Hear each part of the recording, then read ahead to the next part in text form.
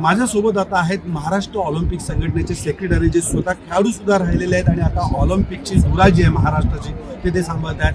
नामदेवजी, स्वागत आहे तुमचं एबीपी माझामध्ये. पण सगळ्यात महत्त्वाचं म्हणजे यंदाच्या ऑलिम्पिकमध्ये महाराष्ट्राचे 5 खेळाडू सहभागी झाले होते. त्यातील एकाने स्वप्नील कुसाळेने मेडल जिंकून दिलं आहे. खाशाबा जाधवनंतर 72 वर्षाचा मेडलचा दुष्काळ जो आहे तो संपवलेला आहे. महाराष्ट्र ऑलिम्पिक समिती या यशाकडे कसं बघते? मला असं वाटतं तर ह्या सर्व खेळाडूंचं मी मनापासून आभार मानतो. आपले 5 खेळाडू जरी आपला टक्का कमी असला तरी त्या टक्क्यामध्ये आपण आपले 3 खेळाडू हे चांगल्या लेवलवरती आलेत. एक खेळाडू जे आपला फायनल खेळतोय आणि विशेष आभार मानायचं तर स्वप्नील कुसाळेंचं, कारण की त्याच्यामुळे एक महाराष्ट्रामध्ये एक एनर्जी आली.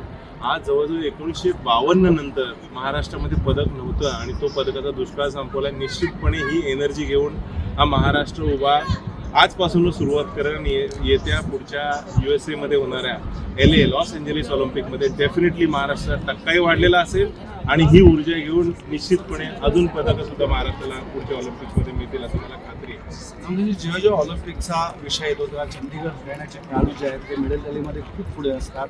यावेळी सुद्धा आपण बघितलं तर त्यांचा टक्का सुद्धा खूप जास्त आहे आणि मेडलची त्यांची क्षमता सुद्धा जास्त आहे. कुठे नेमका महाराष्ट्र कमी पडतो असं तुम्हाला वाटतं? माझ्या अंदाजाने महाराष्ट्र कमी पडतो असं नाही, परंतु बघा प्रत्येक ठिकाणी आज तुम्ही हॉकीची टीम बघितली तर हॉकीचं कल्चर आहे. हॉकीच्या टीममध्ये 16 खेळाडू आहेत, त्यातले 5 खेळाडू चंदीगडचे असतील किंवा 4 खेळाडू हरियाणाचे असतील. असं प्रत्येक ठिकाणी आहे. शूटिंगचं त्यांच्या ठिकाणी चांगले त्यांनी अकॅडमीज किंवा चांगल्या ठिकाणी त्यांनी ट्रेनिंग सेंटर डेव्हलप केलेलं आहे. रेस्लिंगचं ट्रेनिंग सेंटर सोनीपतमध्ये, भारताचं ट्रेनिंग सेंटर सोनीपतमध्ये आहे. त्याच्यामुळे ही सर्व ट्रेनिंग सेंटर्स जे असतात तिकडे असल्यामुळे विशेषतः त्या जवळचा खेळाडू त्या ट्रेनिंग सेंटरकडे येतो आणि त्याला त्या वातावरणाचा फायदा होऊन मग ती मुलं जास्त त्या टीममध्ये सहभागी होतात. महाराष्ट्राची ही मुलं जी आता जी आपण पाहतोय, अविनाश असेल किंवा काय, ती खरंच मेहनती केलेली आहेत. ग्रामीण भागातून आलेली मुलं आहेत. तुम्ही जर आज स्वप्नील कुसाळेंचं बघितलं तर कोल्हापूरच्या ग्रामीण भागातून आलेला मुलगा आहे. अविनाश साबळेंचं बघितलं बीडमधून आलेला मुलगा आज जागतिक लेवलवरती परफॉर्म करतोय. आपण कुठल्याही एका राष्ट्राबरोबर खेळत नाही, आपण जगाबरोबर स्पर्धा करतोय आणि जगामध्ये नंबर 3 येणं, जगामध्ये अविनाश साबळेंनी फायनल गाठणं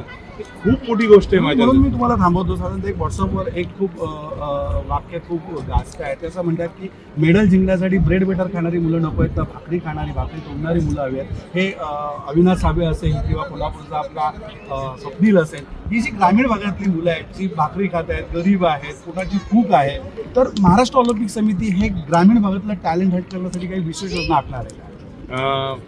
मी तुम्हाला सांगतो, जेव्हापासून मी सेक्रेटरी झालो आपण महाराष्ट्रातली जी काही 25 वर्ष खंडित असणारी राज्य ऑलिम्पिक क्रीडा स्पर्धा सुरू केली. ऑलिम्पिकला जर एखाद्या खेळाडू जायचं असलं तर त्याला राज्यातून स्वप्न पाहिली पाहिजेत. म्हणून मग जिल्ह्यातला खेळाडू आपल्या राज्य ऑलिम्पिक स्पर्धेसाठी सहभागी झाला.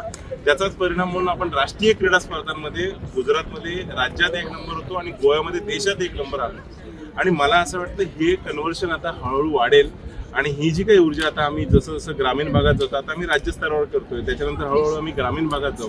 आता शासनाबरोबर आम्ही सोबत बसून नवीन स्कीम जे काही ग्रासरूट डेव्हलपमेंट स्कीम असेल त्या बाबतीत आम्ही चर्चा करू. आणि डेफिनेटली तुम्ही जसं म्हणला की ग्रामीण भागामधला खेळाडू जर हा मेन पट्ट्यात आला तर फार म्हणजे त्याचा फायदा होईल.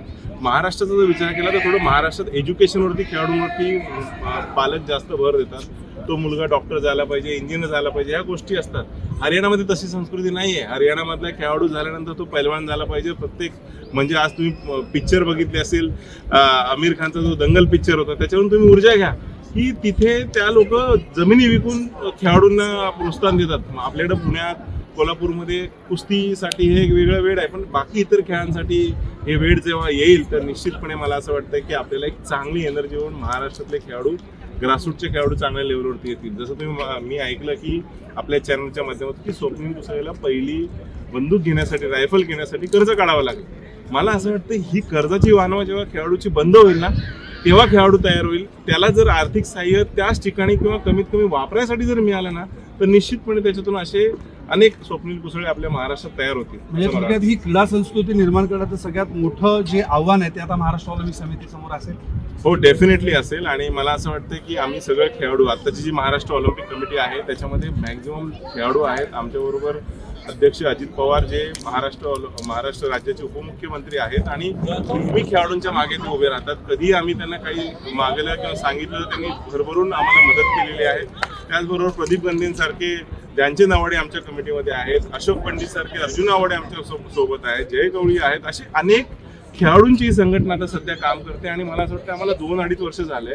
आम्ही आता ह्या सगळ्या गोष्टीमधून कशी ऊर्जा देईल आणि कसं ग्रासरूट खेळाडूंना करता येईल त्या दृष्टिकोनातून शासनाबरोबर एकत्रित्या काम करून महाराष्ट्र राज्य हे आपला ऑलिम्पिक मधला टक्का आपण कसा वाढवणार या दृष्टिकोनातून निश्चित काम करू आणि एकत्र काम करू. नक्कीच प्रवास किती मैलाचा असला तरी त्या दिशेने पडलेलं पहिलं पाऊल जे आहे हे महत्त्वाचं असं म्हणतात. महाराष्ट्र ऑलिम्पिक समितीने त्या दिशेने पहिलं पाऊल टाकायला सुरुवात केली असं म्हणायला हरकत नाही. मी संदीप चव्हाण, एबीपी माझासाठी पॅरिस. एबीपी माझा, उघडा डोळे बघा नीट.